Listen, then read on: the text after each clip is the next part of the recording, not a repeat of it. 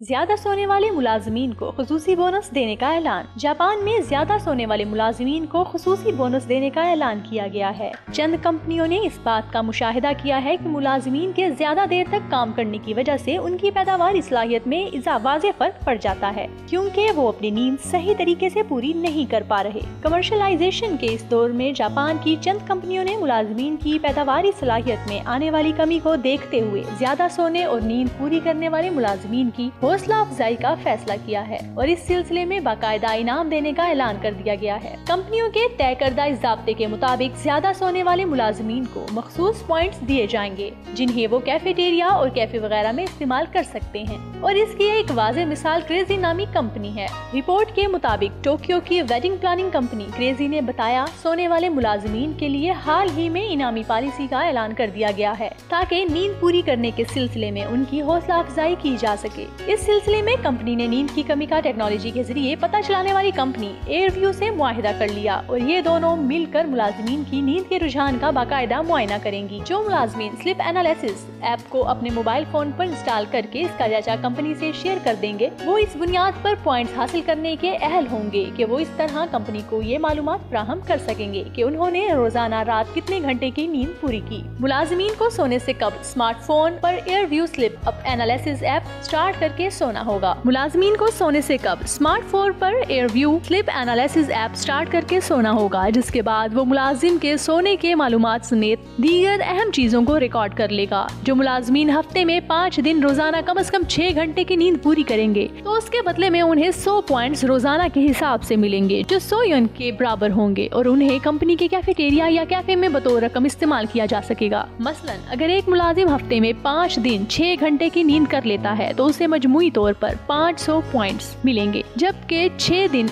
ऐसा करने के नतीजे में पॉइंट्स की तादाद 600 हो जाएगी।